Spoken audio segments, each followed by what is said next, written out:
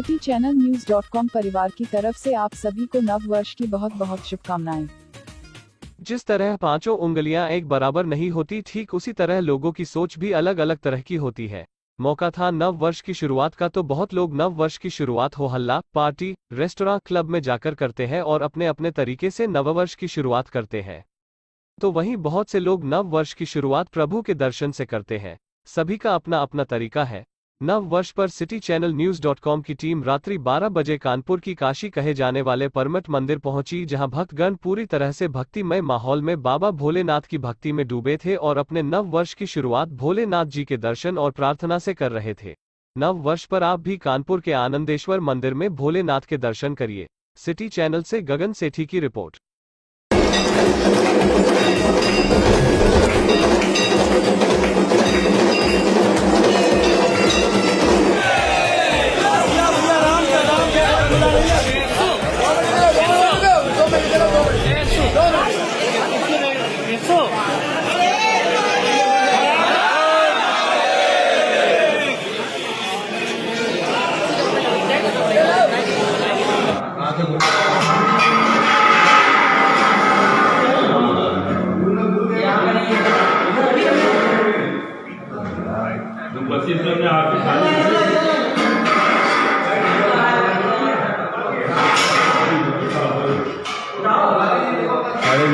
City channel न्यूज़.com परिवार की तरफ से आप सभी को नव वर्ष की बहुत बहुत शुभकामनाएं। आप सबको नया वर्ष 2022 की हार्दिक शुभकामनाएं और बधाई देता हूं। साथियों, ये नया वर्ष आप सबके जीवन में नई खुशहाली लाए, पूरे समाज को, पूरे प्रदेश और देश को नई ऊर्जा से भर दे।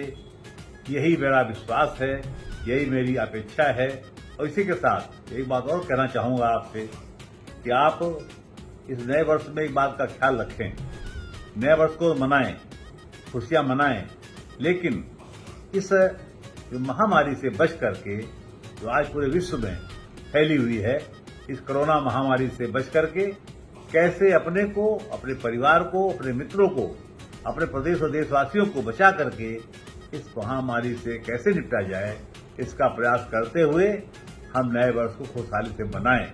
और विश्वास रखिए कि नया वर्ष आपके जीवन में नई बहार लाएगा, नई रोशनी देगा और आप सबका जीवन खुशहाल होगा, ताकि आप अपने परिवार को लेकर के अपने जीवन में आगे बढ़ सकें और इस प्रदेश और देश के लिए नई खुशियां लाने का प्रयास करें। इन्हीं शुभकामनाओं के साथ एक बार मैं फिर आप सबको नई वर्ष की हार्दिक शुभकामनाएं देता हूं। जय हिंद, धन्यवाद। सिटी चैनल न्यूज़.com परिवार की तरफ से आप सभी को नव वर्ष की बहुत बहुत शुभकामनाएं। अब यही एक तो मंगल कामना 2022, अभी जो पिछला 2020 और 21 बीता है, कोरोना का प्रहार इतना जबरदस्त रहा है, उससे भारत सरकार और प्रदेश सरकार, इन दोनों ने भी बहुत जबरदस्त प्रयास करके जनता की सुरक्षा और सुविधा का ख्याल रखा।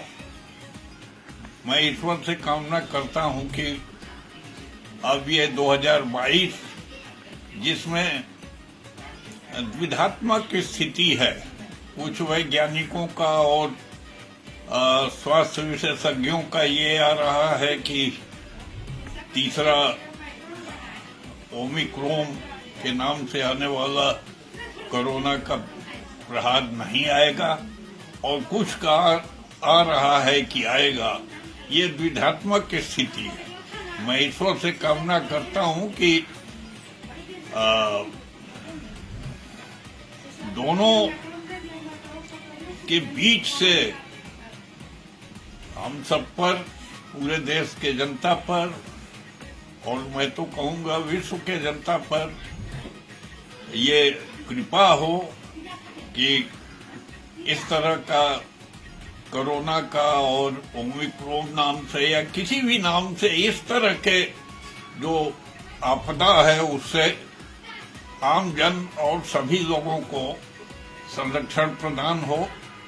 सब अपना जीवन यापन सपरिवार बाल बच्चों समेत सुखद जीवन व्यतीत करें, सुरक्षित रहें, यही मंगल कामना हम 2022 बिल्कुल आपदा विहीन हो, यह कामना करते हुए मैं ईश्वर से प्रार्थना करता हूं कि सबको 2022 सफल संपन्न हो, सुरक्षित संपन्न हो, सब स्वस्थ रहें,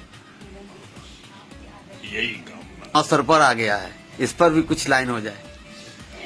देखिए 2022 का जो जहां तक राजनीतिक कोरोना की बात आपने प्रश्न किया, नहीं अब चुनाव भी आ गया, शुरू हो गया, नया साल के साथ चुनाव भी शुरू है, नए साल के साथ चुनाव भी शुरू है। हाँ, नए साल के साथ चुनाव भी शुरू है।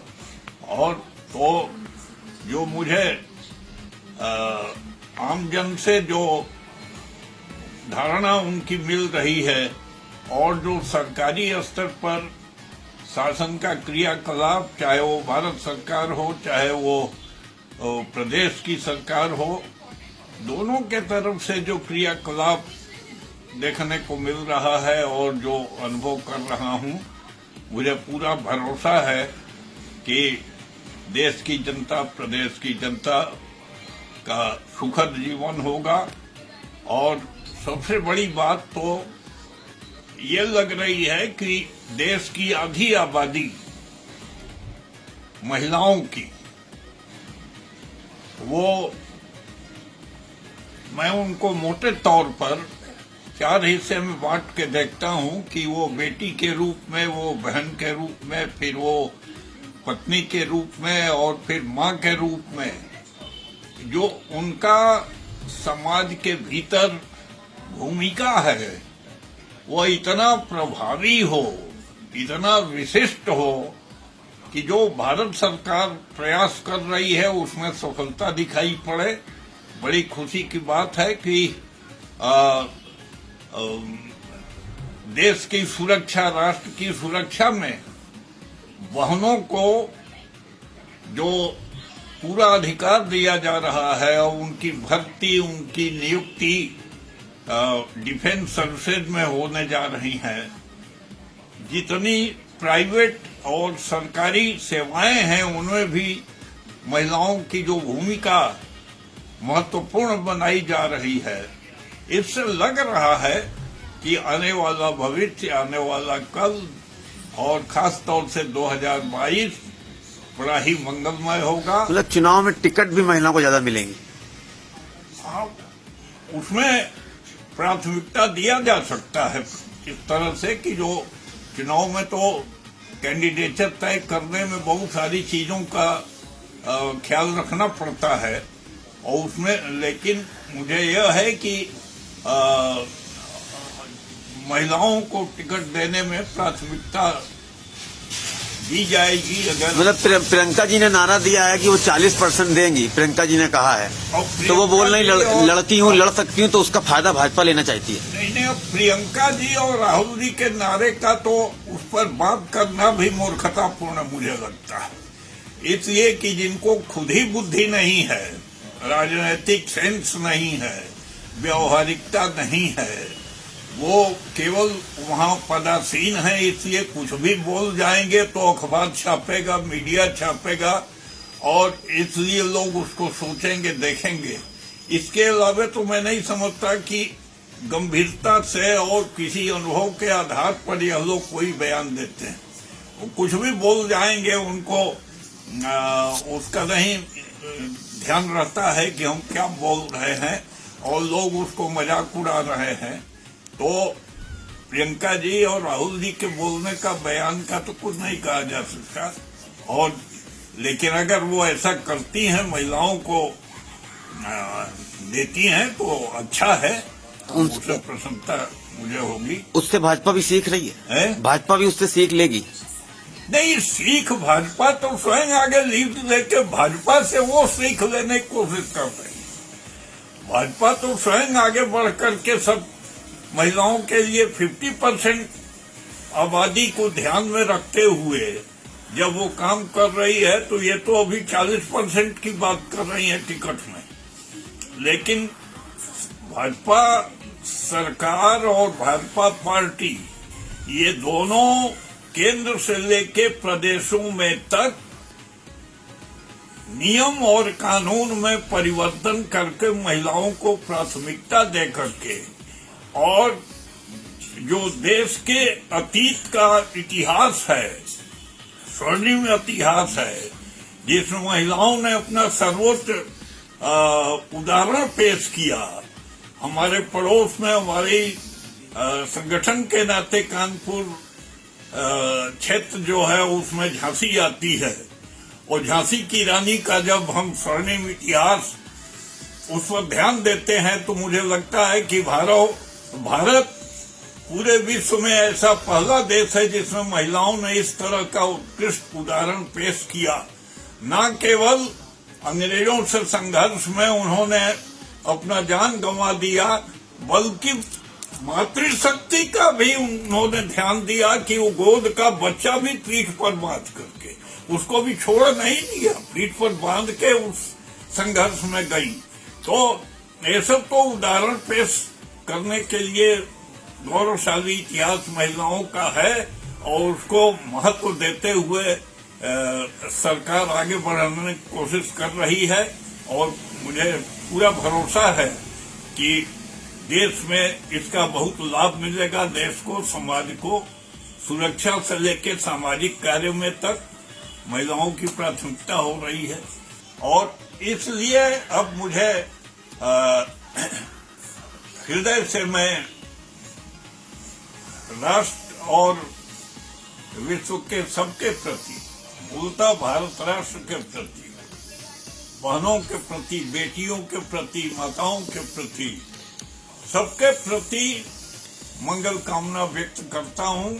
ईश्वर 2022 अभूतपूर्व मंगलमय उदाहरण मिले, सबको अच्छा जीवन, अच्छा स्वास्थ्य, अच्छा सुरक्षा और विकासशील जीवन मिले, इसी का कामना करता हूँ।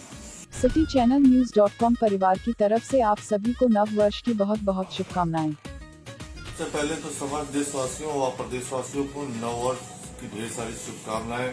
नव वर्ष नई खुशियां, नया मंगलमय हो, तथा देश के समस्त देशवासियों से यह आग्रह करना चाहूंगा कि कोविड फिर से धीरे धीरे अपने पांव पसार रहा है।